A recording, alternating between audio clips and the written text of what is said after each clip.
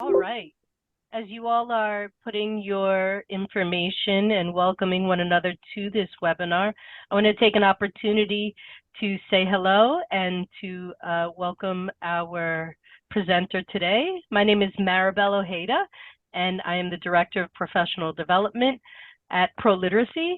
And our presenter today is Kara Krawiec. You got it! All right, all right. A few housekeeping things before we get started. Today's presentation, you scroll to the next page, please, is part of our HSE or High School Equivalency series in the Teacher Training Plus series. Why is the clock watching me? Helping students reduce test-taking anxiety. So we're really excited. Feel free to continue to introduce yourself as you join in the chat. Before I turn it over to Kara, I want to go over a couple other things. Can you scroll to the next one? In the chat, this is where you will introduce yourself, share links, resources, and ask questions to the group. The Q&A, on the other hand, you'll see there's a separate box for that. That is related to the content. And so as your questions around the content come in, I will be responding to them, and then questions that I see themes, I'll share with Kara during the presentation. And we've got our first question. Will there be a certificate of attendance issued at the end? Danielle, or do they receive a certificate at the end of their presentation? They will receive the certificate of attendance with the follow-up email that comes out about 48 hours after the live webinar, so expect that later this week. Thank you. We are recording. Can you go over to the next slide?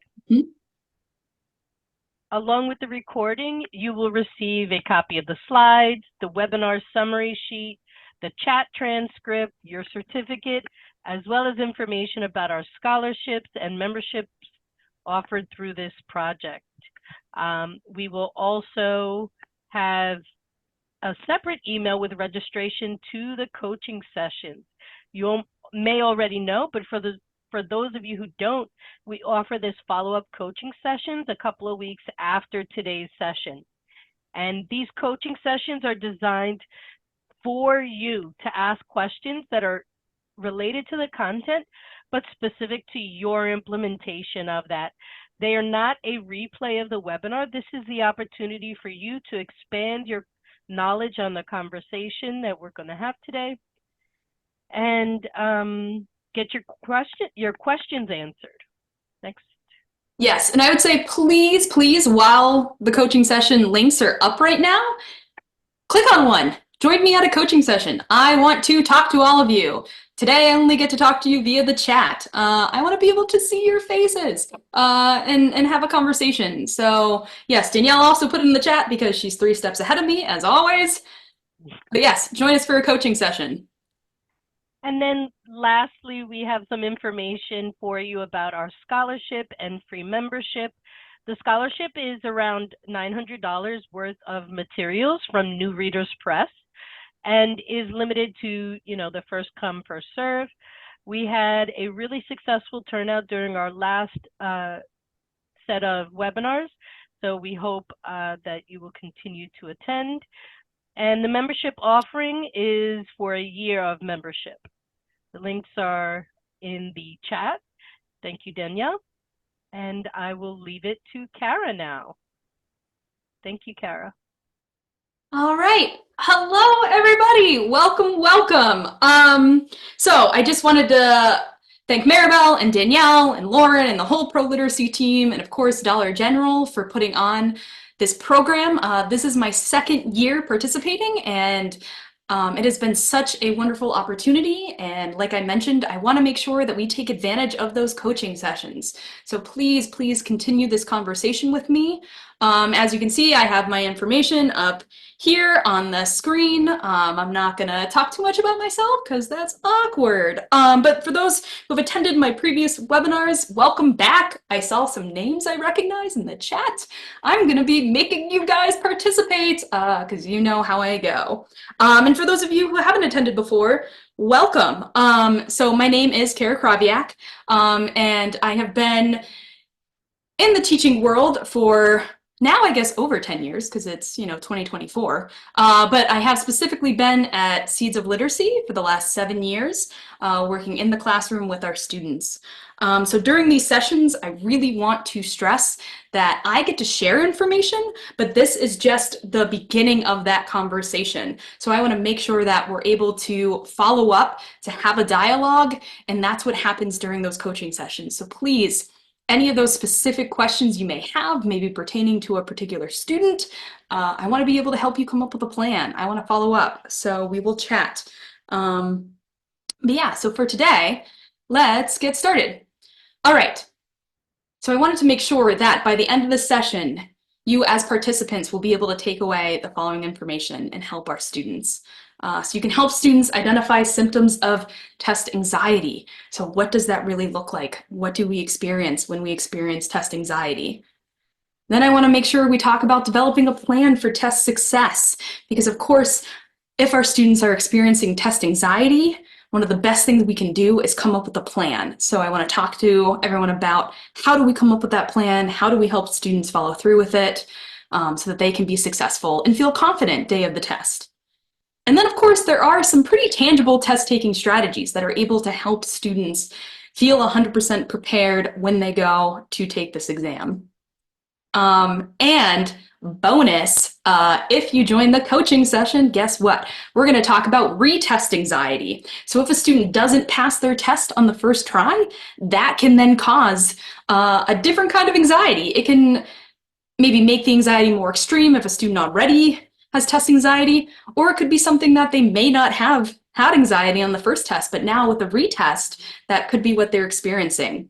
So you may have been able to attend my last webinar, but if not, I did spend a little bit of time talking about how do we help students if they don't pass on that first try.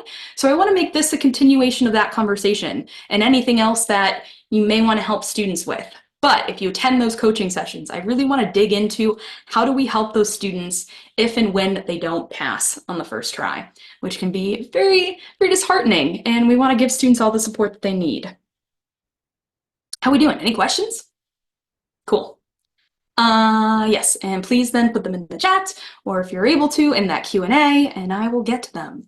All right, so because I'm a mean person, it's a pop quiz. So Danielle, if you would put the quiz on everybody's screen. So all of you should have received the notes for today's presentation, and I'm going to give you just a quick pop quiz. All right. So You ready? I'm ready. Let's do All it. right, here we go. Put it up on the screen. I'm sorry I'm mean, but let's do it.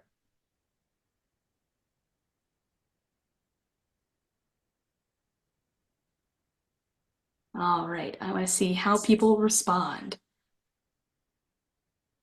Thank you guys. Thank you guys for participating. Like I said, that's really what makes these webinars so helpful is when we're able to dialogue with one another. So thank you for participating. All right, I'm going to give it like just a couple more seconds because I see a lot of people picking that all of the above. All right. We've got about 38 seconds. I'm going to give us about 10 seconds more. How about that? We've almost got full participation. Come on, everybody, let's go. All right. Perfect. Okay, let's end now. Because the overwhelming answer was all of the above. So we can go ahead and end that pop quiz. And I think if we share the results, you'll all see, right, that the overwhelming majority said all of the above. So number one, I apologize. There were no notes sent before this, so nobody missed anything. However, I wanted to ramp up that bit of anxiety. Yes, I'm sorry. I see somebody laughing. I'm sorry. I know it's not nice, but I wanted to give everybody that moment because we all experience it in different ways. And so what I would like to do now is please take the opportunity to just tell me, what does test anxiety look or feel like to you? So you as an individual. So when I just did that to you, what did you feel? What did you think? Go ahead, please scan this QR code. My last name is almost impossible to spell. I don't want anybody to have to worry about that. So please just scan the QR code. And I am going to switch over super fast so that you can still have those instructions up. And then, yes, please just tell me, how did you feel?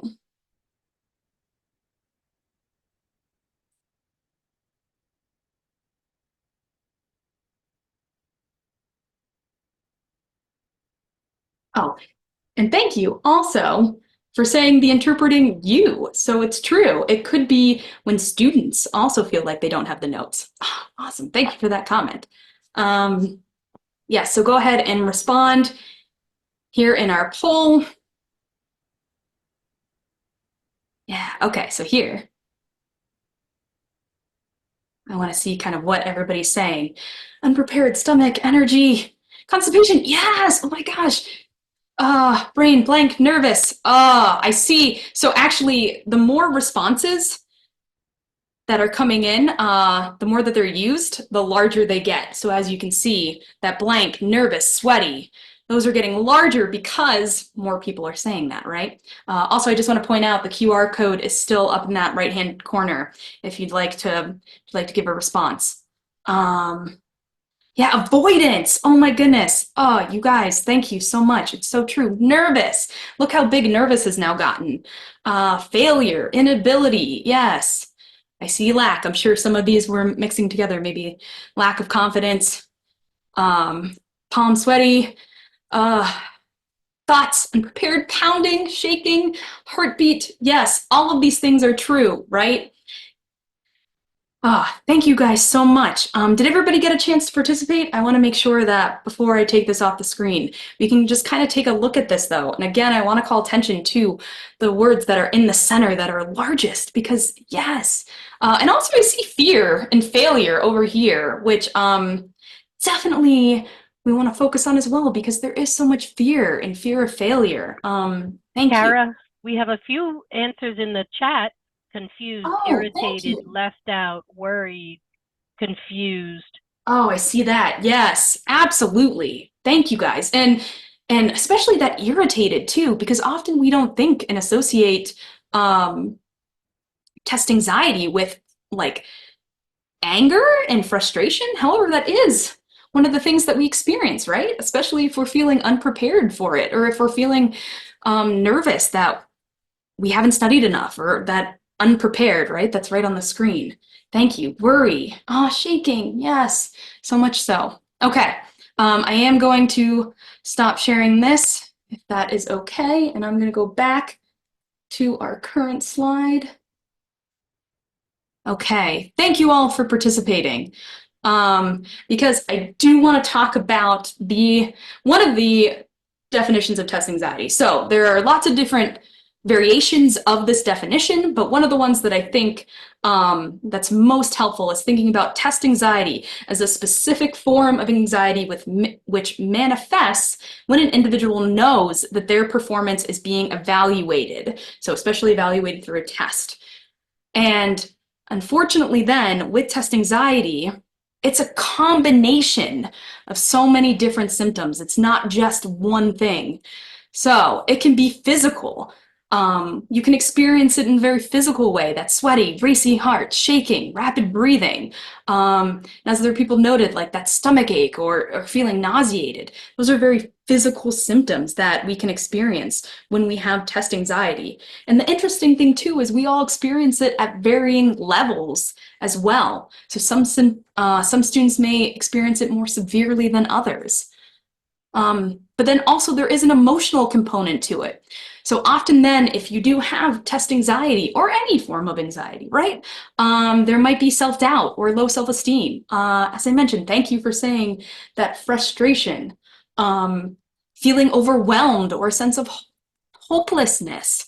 Often then that emotional impact that test anxiety can have, it can be very, very difficult.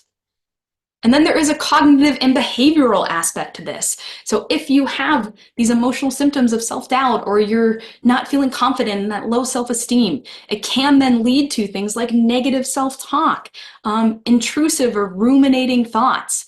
And then one of the big ones that I personally struggle with, which I will share with you, I do have test anxiety, is that avoidant behavior. So I was so glad when I saw that word avoid, because that one happens so frequently. With procrastination, it could mean just also having a difficult time focusing or concentrating because you are trying to avoid the topic at hand.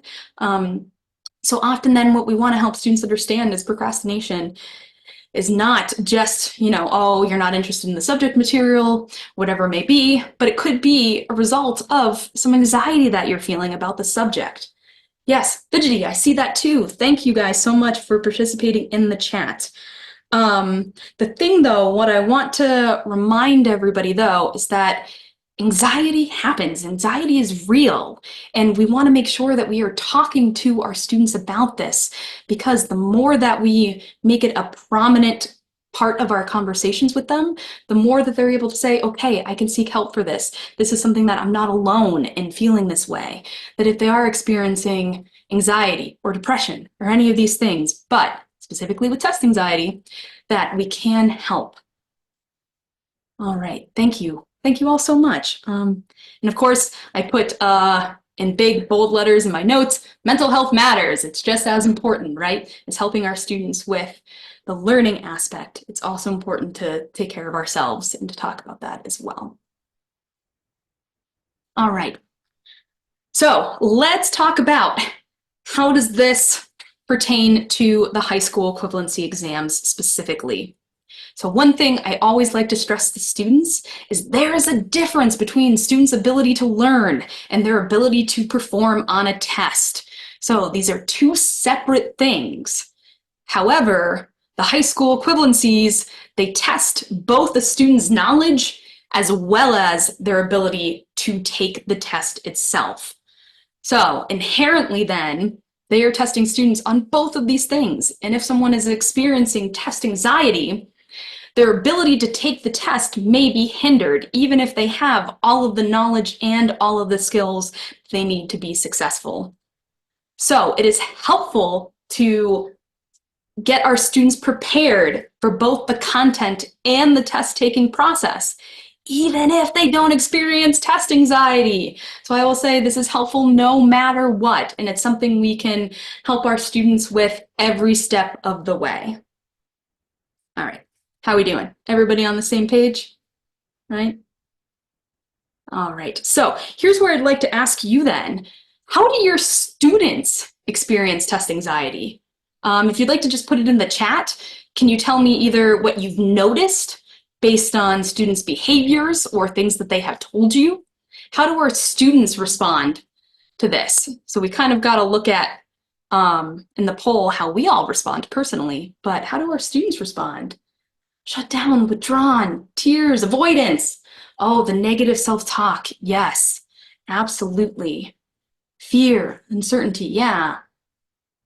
Paralysis. Yes. Anger, difficulty focusing.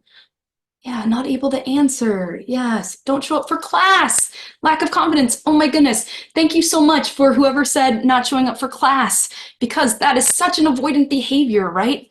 And so if you notice a student is not attending, of course we want to reach out to them, but also then maybe dig a little bit deeper to see if it is test anxiety. Yeah, poor performance on a test, staying quiet, disappointment. You guys are fantastic for answering all of these. I appreciate the participation because it shows up in so many different ways. And as I mentioned, everybody is slightly different in how they're going to respond. So it's important then to make sure that we tailor the plan that we're going to create on the next slide with each individual student. All right, so as I mentioned, this is something that we can help students with regardless of whether or not they experience test anxiety. This is just something that is helpful for all of our students to help them feel prepared. All right, upon your very first meeting with students, one of the first things you want to do, of course, is to talk about their goals and their needs. In my previous presentation, I talked a little bit about SMART goals. I know that also a couple of the other presenters in some of the other tracks talked about SMART goals last time. If you'd like to go back and rewatch those presentations, they are available online, but definitely help students establish SMART goals. And remember that everybody's goals are going to be slightly different, everybody's timelines are going to be slightly different, and most importantly, all of their needs are going to be slightly different.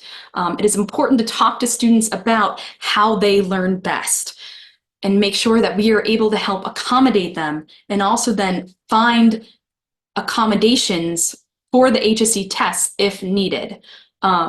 So for anybody who has helped a student apply for accommodations for the GED or the HiSET, you know that can be a strenuous process, yes? It's very timely. So we want to make sure that we help students set up so that if they need accommodations, we start that process early, often, so that they can have it through all of their practice. And yes, and also, thank you, Christine. I'm so glad you mentioned that, because my next step is to plan your trip or map out the trip. Very recently, I was talking to my dad, and he was talking about mapping out the trip. And I really love that phrase, because we want to make sure that students see this as a journey from their very first step until they pass that finish line. So we want to make sure then that we are setting short benchmark goals. This is something that you can help students establish, so that some of those things that we were talking about, where that fear of failure or that uncertainty, we can make sure that we help show them, well, this is a place where you succeeded, and this is how you will keep succeeding in the future. So setting those smaller benchmark goals helps reinforce that they are capable, that they can do this. Treat it a little bit like we're going to talk a little bit about mantras and how to give ourselves those positive self-affirmations and give them to our students. So map out the trip. And of course, then use initial assessments as diagnostic tools. This is a great place where, especially as students are taking their initial TABE or CASAS exam, talk to them about it. Make sure that they know this is just a diagnostic tool. This is not a pass or fail. This is just something to see where are we at and where can we go. And also, something we'll talk about in a little bit more depth later, this gives you an opportunity to have students reflect on their test taking. When you use that initial assessment as a diagnostic tool, this gives you the opportunity to talk to students about how did you feel? What did you notice while you were testing? Because some students, they may have been out of the classroom for a while and they may not know that they have test anxiety until they're placed in front of a computer and said, okay, now you take a test. Yes. And then, of course, I heavily emphasize this word, demystify. So anytime we were talking about high school equivalency, I want to try to demystify it. It can sound very intimidating. It is a very intimidating test, the GED or the HiSET. And so we want to help students demystify it by making sure that they understand the expectations from day one. I spend a lot of time talking to students about what to expect on the test. When I talk to students, for instance, about the language arts section of the test, I want to tell them, okay, you have about 8 reading passages, 5 to 7 questions each. Then you're going to have a short editing component, and then, of course, that 45-minute essay. You want to tell students early, often. Make them feel comfortable enough to come to you with questions about the test, and also to make sure that they understand what they're getting into and what they're going to see before even having to take a practice test. And then, of course, show students the test format. So this is something then that online you are able, specifically for the GED, to see some sample tests for free online. And so I would definitely recommend show these to students even before they're going to take a practice test. Do not let the practice test be the first time they see what the test looks like. Show them that early and often so that they are comfortable when it does come time to try that test, that they are prepared for what the test actually looks like. So like I said, GED has that for free online. HiSET, they do have the free practice tests online. However, also, HiSET doesn't have a fully transparent system where you can see what the computer test format looks like. However, email your HiSET rep. So it comes under good authority that if you email your HiSET rep, maybe you'll be able to get a little sneak peek at that. Also, we should just push HiSET to make that all readily available, right? Okay. Okay, and then of course, we want to recreate the testing experience as frequently as possible. What this means is we want to make sure that students understand what they will feel like when they're put into a test environment, whether that be a practice test, whether that be a reassessment, any way that we can put students in a position where they have to take a test just to get more comfortable with it. And then, of course, we can hopefully help alleviate some of the anxiety that'll come along with it because they will have the ability to have multiple experiences with it. It's also a great way to check progress. I don't know about you guys, my students are not always super excited to have to take a reassessment. However, it all goes in the way that you talk about it. I really try to emphasize to my students that this is a great place for us to check on progress and to just see how are things going? What will it look like when you go to take another test on a computer? Let's make sure that we are prepared for all of this. Yes, oh, thank you so much, Michelle. I saw in the chat, students taking the practice test with their instructor. Yes, thank you for saying that. I was gonna mention that later, but that is a wonderful suggestion. Absolutely, especially if a student is struggling with test anxiety. If you are able to sit next to the student and just watch, just be there to be a presence to see how they experience that test, that can be a great thing that you can then talk about later and really try to help them map out what you need to do going forward in order to have a positive experience. Yes, yes, and also, of course, yeah, talk to them about the questions they missed. Michelle, you and I, just like this. Okay, and then of course, want to debrief after every test. So what this means is give students the opportunity to reflect on the test as an experience, not just on the content, but how did they feel going into it? What did they experience in their bodies? How did they feel they did on the test? So think about more of the performance aspect, because again, that definition of test anxiety is when you are being evaluated on your performance of a test, right? Absolutely.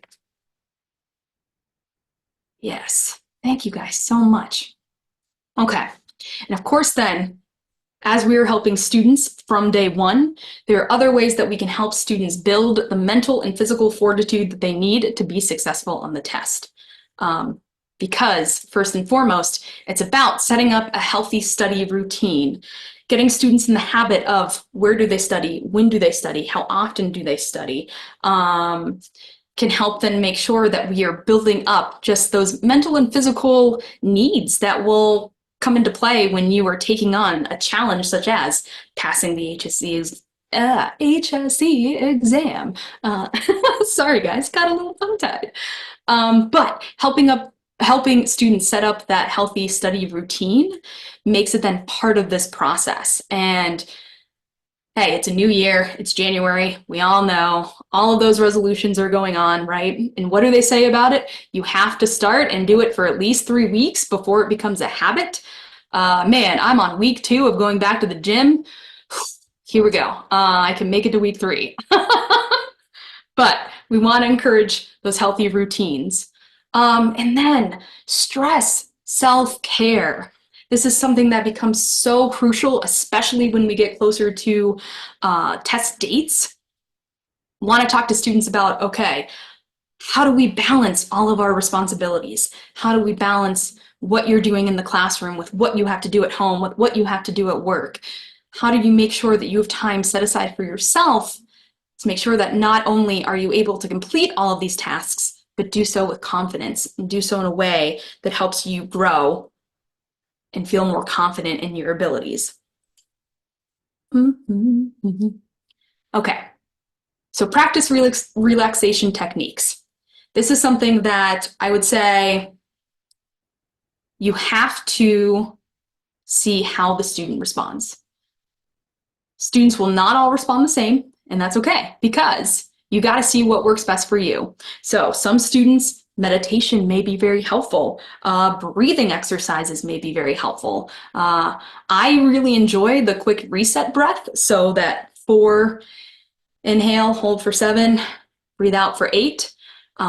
Those kind of techniques can be very helpful, as well as like visualization, giving yourself affirmations. All of these techniques can be so helpful, but we want to remind students that they may not all work for you. It's about finding the one that will work best for you. And I'd just like to mention that because a coworker and I tried during the pandemic, when we had to reassess a bunch of students coming back into the program, we were like, let's try these relaxation videos. We came up with a bunch of videos just with some breathing practice, and we were like, this will be great. And we decided we'll show them to students right before they take their assessment and see how it helps them.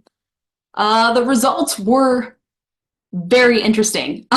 We found that most of the time it was not helpful for students. In fact, some people said it was a little distracting. So this is something then that we want to make sure that if a student wants to try some of these relaxation techniques, that they are able to practice them, to build them into a routine. So that's not just tacking it on at the very end of something. For instance, for myself, meditation doesn't really work that well for me. I've tried, oh my God, a bazillion times, but it's just not the relaxation technique that works well for me. Also, I can't even remember the amount of times people have told me to try yoga. It even happened today. No, I can't do yoga. That's my sister. But trying to figure out what works best for the student. And again, recognizing that it may not be all that helpful for them, and that's okay. You just want to find what's going to work best, what's going to help set them at ease. All right, and then finally, we want to stress having a strong and supportive community, both inside and outside the classroom. This is something that, of course, you probably, if you've attended any of my webinars, you know that this is very important to me. We want to make sure that we create strong learning communities with our students, want to make sure that everyone feels supported. This is something then too that can really help students if they are encouraged to share their test taking experiences with others, to know that they are not alone in the way that they're feeling, to also then give advice and guidance to others. This can help then create a really strong, really supportive network where students feel like I have somebody other than the instructor, or even the instructor, to go to talk about what it feels like to go and take these tests. And then of course, outside the classroom, it's so helpful if students can identify at least one person that they can go to if they're like, I am so stressed, I am so anxious, I'm so nervous, but this is the person I can text. This is the person I can talk to when that's going on in my life. Okay. So, question for you all. One of the very first things that students tell me cause the most anxiety when they're taking the HSE exam is jargon. They are very nervous about the vocabulary. It feels very intimidating, can be overwhelming. Can you tell me what your students tell you is most anxiety-inducing for them? So with the HSE exams, what are the things that cause them the most amount of stress? Clock, math, timing, time. Yes, formulas. Yes, all of these things. Time.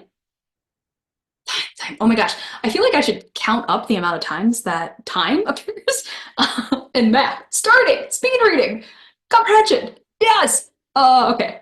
I can't count quickly enough, but time appeared so often in the chat that don't worry, we will talk about time, because how do we deal with that? Oh my gosh, it's so hard. But yes, helping students with practical, tangible test-taking strategies can help them then feel more comfortable with the actual taking of the test. Because again, there's that difference between being prepared, understanding the content, and then the physical taking of the test. Yes, timed math tests. Yes, yes, yes. Okay, math and time. But let's first talk about jargon. Don't worry, we're going to be addressing several of these things as we move forward. So one of the first things we can do to help students with jargon is to familiarize them with as much as possible before the test. Especially, I know with the science and social studies content, we want to make sure that students feel comfortable. And it's difficult though when there is so much heavy jargon. Discipline-specific language can feel very intimidating, so we want to try to help students see as much as possible before the test, but also then have strategies for when they come across something that they're uncertain about. All right, so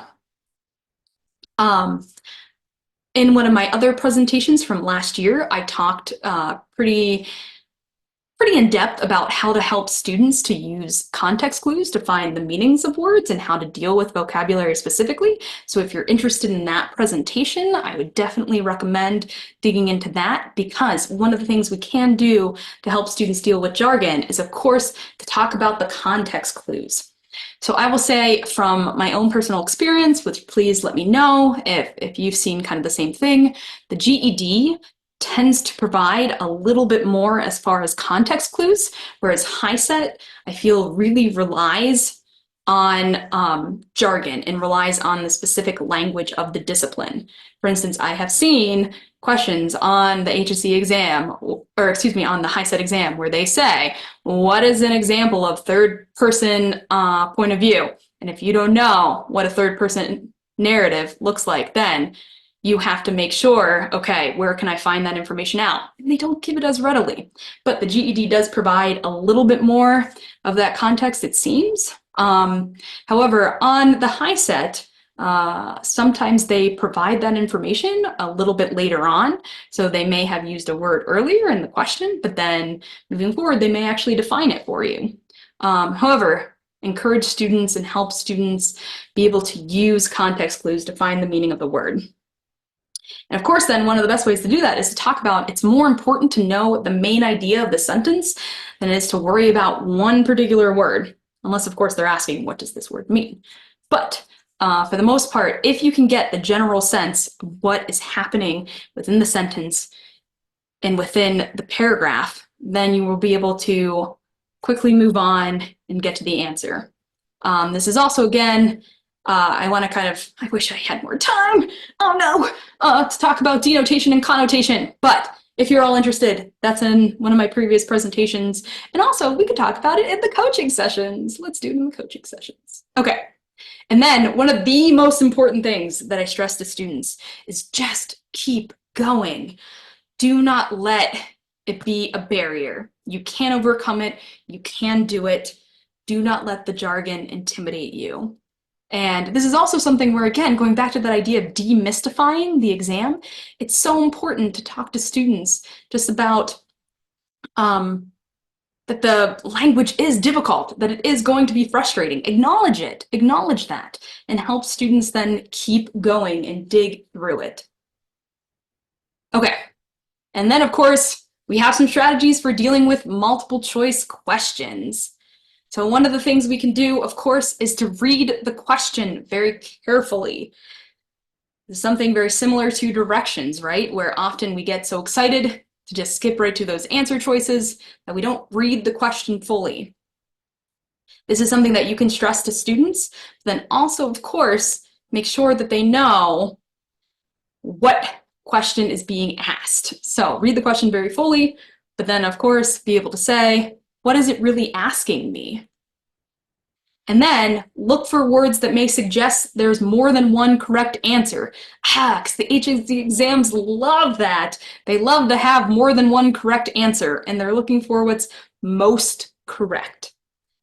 So as somebody mentioned before, process of elimination is so helpful. Let's narrow that down. Let's try to get it to the two answers that could be correct, and then narrow it down to what is most correct. This is also where estimating can be very helpful for math questions. I'm not sure if many of you experience this. Please let me know in the chat if you'd like. My students often ask, why do I have to estimate? Am I going to have to do that on the test? They're often looking for exact answers. This is where we can tell them estimating is a skill that you want to feel comfortable with, because it can help you, especially when you're stuck in trying to determine in a multiple choice question which one is correct. I also love to do this and practice it with students, but don't just jump to the right answer choices. Create your own answer first. So this is something then in practice can be very helpful, because you want to make sure that when you read that question, when you think, okay, what is it really asking me? You can say, how would I answer this? And kind of come up with that choice already in your head, and then look for what matches that most closely. And then, this is so crucial, avoid those extremes or generalizations. If an answer says, always this happens or this never happens, that's not the answer. That's not the answer. That's too extreme, too much of a generalization. They are trying to trick you. So I always tell students, be very wary. Be wary of answers that have those extremes in them. Okay, of course then, one of the things that I was mentioning earlier was being comfortable with the format. Well, another thing that you want to make sure students are very comfortable with are the tools that they have available. So for the GED test, they have to use this specific calculator. I would recommend having students get comfortable with the basic math skills first, but then start to use that calculator in practice as frequently as possible. Yes, also, thank you. Don't spend too much time on one question. Excellent, we're gonna talk about that when we talk about time. But yes, so knowing the tools that they have available, being comfortable with them. You don't want a student to be trying to use the calculator reference sheet. They do provide a calculator reference sheet on the GED test. However, if you are looking at that to figure out the functionality of the calculator the day of the test, that's going to slow you down. You want to make sure that students are comfortable using those calculators so that they can save time on the test. Of course, also this applies to the high set as well. I just know that the GED is very specific about the kind of calculator that you're allowed to use. Of course, then looking for keys and graphs and charts, you want to make sure that students are comfortable with visual information. And somebody mentioned this earlier, which I'm so glad you did. Know your way around the formula sheet. This is something I spend a lot of time with my students on, is making sure that they know what is on the GED formula sheet and how do they use it. Because of course they provide that information. They don't expect students to have all those formulas memorized. However, you have to know when to apply which one and how to use them. And then of course we have the highlighting text feature. So again, when you're showing students that format of the test, make sure you point things out like how to highlight and how to use that flag for review. All right, here we go. Skipping appropriately and guessing strategically. Yes, so when we run out of time, which thank you for saying don't spend too much time on one question, because sometimes that's what happens. We do want to make sure we talk to students about skipping appropriately. And that is when we can say, if you are stuck on a question, it is better to flag it for review and come back to it later. You want to be able to answer more questions correctly than spend too much time on an answer that you may get incorrect because you're uncertain about it. And then of course, if you are running out of time, there is some strategy to how to guess. So there's the multiple choice trick, which is if you have those multiple choice questions, always guess the same answer for every question. So if you have like 5 questions left and you've got a minute and a half, it is better to at least take a guess than to leave it blank. So actually, recently I was told, which is very helpful, that B and C are the most common answers on multiple choice questions. So if a student has to take a guess and is running out of time, that last minute and a half, they've got a couple of questions left, always answer the same one for each, but try B or C, because that's going to help take advantage of probability. And at the very least, maybe one of those are correct and better than none. But it is important to talk to students about the reality of potentially needing to skip or to guess, because that is a huge component of it, time. And then there is the over-under trick. So with math, they often arrange those questions from those answer choices from least to greatest. So students, again, using things like estimation and rounding, being able to think about those answer choices and just say, okay, based on what I see in front of me, you can eliminate half the wrong answers with just one guess. So talk to students about some of these things so that when they have to skip and when they have to guess, they know that that is an okay part of this process. All right. And last but not least, getting used to the clock. So as my presentation was titled, why is the clock watching me? Time management can be so stressful on the test, and it can be so difficult to get used to. And this is something that I would recommend start practicing with a clock as early as possible. Just even if it is, hey, let me put the timer on my phone and just set it off in the corner. Oops. It is a great way to just get used to having a clock on you. So time themselves when they're reading a passage. Set a timer when solving word problems. Just having that calculator present, the calculator, just having that clock present is a great way to just give some awareness of there is a clock watching me, right? Because it can be very intimidating then if all you're doing is thinking about that time slowly ticking away.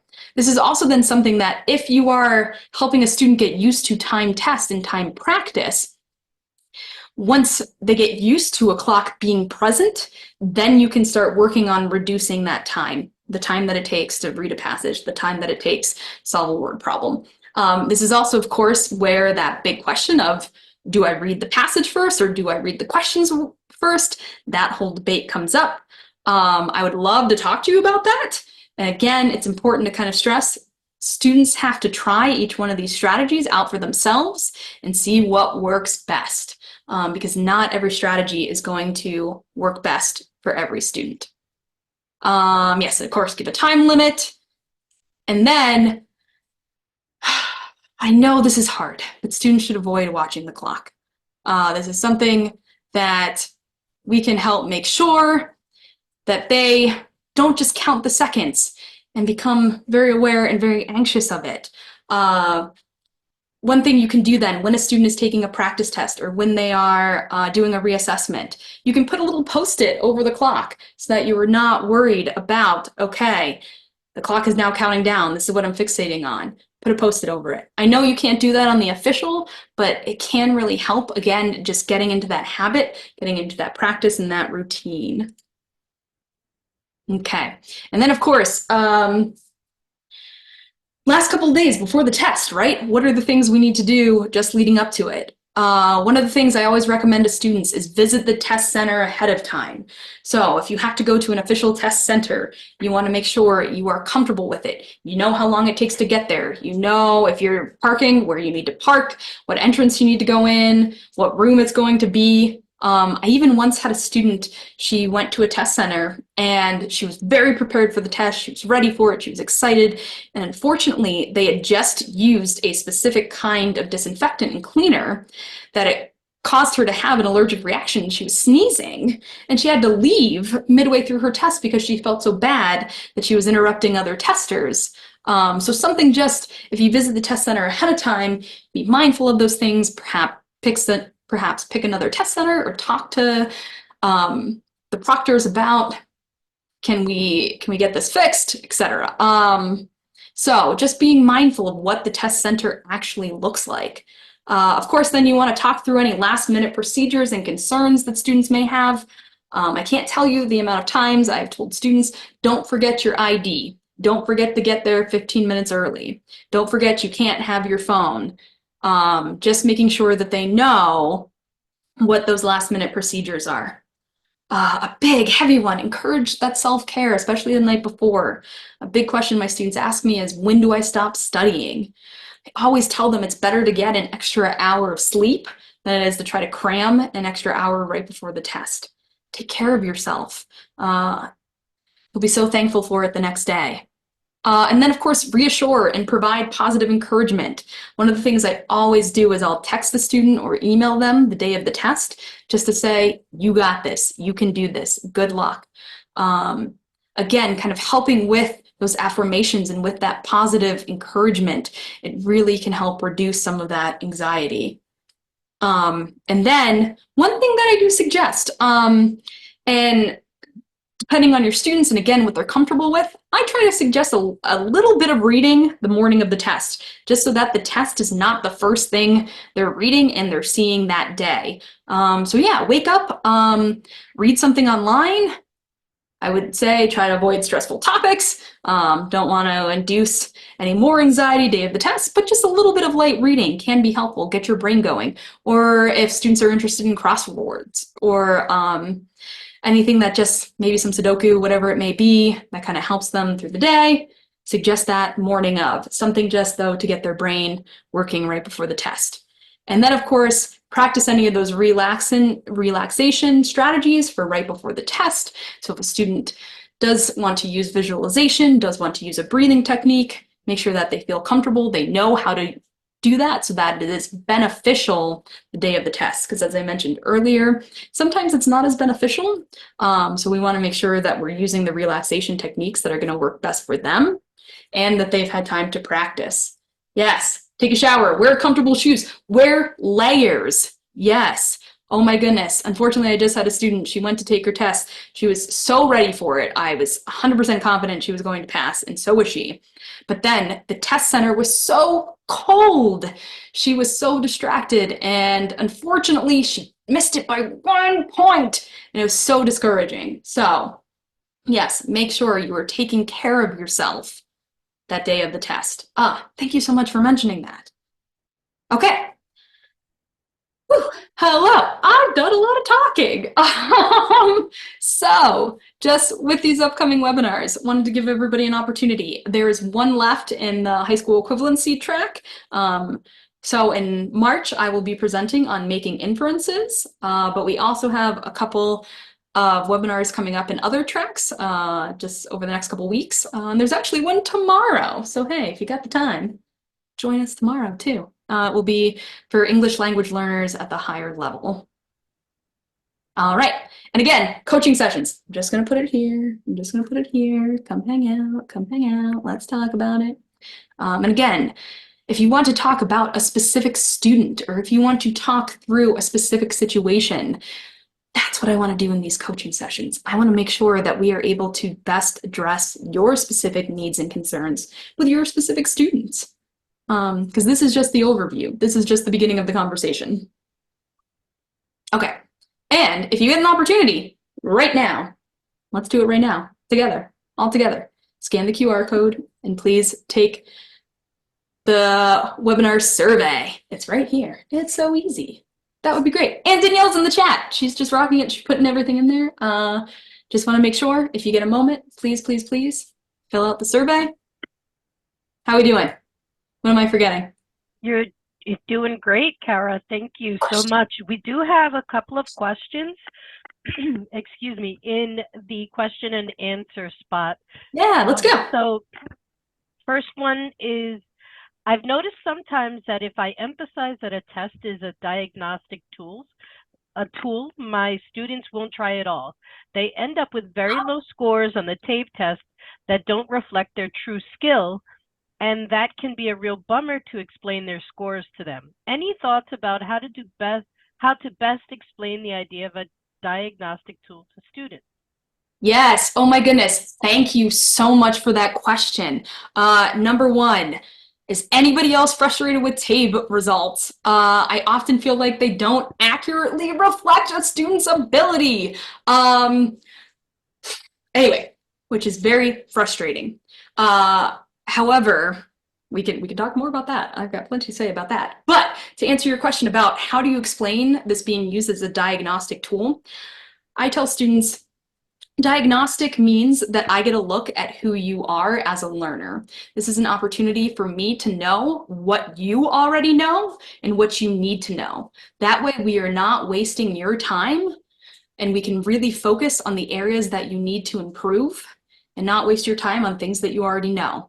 I make it all about the individual and how it is a quick, just think of it like a little snapshot. This is my first snapshot of who you are as a person. And I want to make sure that it is accurate and that it reflects your best ability as a student, because we're going to base our initial decisions and what we start with on this diagnostic tool. So think about it like that quick snapshot. This is you on the page, on the test, and I want to know who you are. Hope that helps. Thank you, Kara. Our next question is, do you ever use book clubs? Oh my gosh. Okay. Yes. Short answer, yes. Much longer answer is I have several presentations talking about book clubs. If you'd love to watch them, I'd love to share them. Or come to a coaching session. Let's talk about book clubs in a coaching session. I could spend hours and hours. But yes, use clubs. Use social academic clubs to help students build that strong supportive learning community, but also to then have a place to talk about some of these test taking strategies in more detail and giving students the opportunity to apply them in a setting that is comfortable and where they'll be able then to show you how they use it, and then you can provide feedback. Yes, so short answer, yes. Longer answer, let's talk. Sorry. And it's always a great opportunity to remind everyone to join those coaching sessions so you can get very specific, personalized answers from Kara. Yeah. The last question is about materials from ProLiteracy for teaching these test-taking strategies. Okay. So we do have some materials in our education network, membership to educate, you can register for Education Network to access all of our resources. Do you have anything on the top of your mind, Kara? Well, I was going to recommend that specifically. So thank you, Maribel. You beat me to it. Also, I would say, again, I'm going to overhype these coaching sessions, but come to me in a coaching session. We can come up with a whole list together and provide it more in depth. Sometimes it's a little hard to do it right on the spot. So if you want like a complete list of things, be happy to help provide that. Because again, in the coaching sessions, you can get a more personalized response. So I want to make sure that I'm providing you with the materials that you need to like best succeed. So yes, but exactly what Maribel said, that's what I would recommend as well. Yeah. How we doing? We are done with the Q&A questions. Does anyone have any last minute questions you want to throw in the Q&A? Anything else? Okay. I think we're all set. Thank you so much.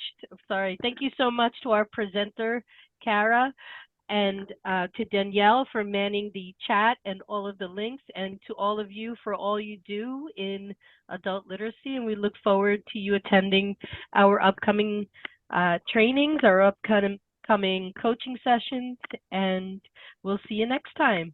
Thank you, everyone. Guys. Yes, and thank you. I see names that I recognize, so I'm so glad that you guys are back. I want to see you all in coaching sessions. I'm so ready to meet some new people as well. Ah, Monica, that's so kind of you. Oh my gosh, thank you. Yeah, come hang out with me. Coaching sessions are much more fun whenever I have people to talk to. Certainly. So. All Thank you, everyone. Thanks, guys.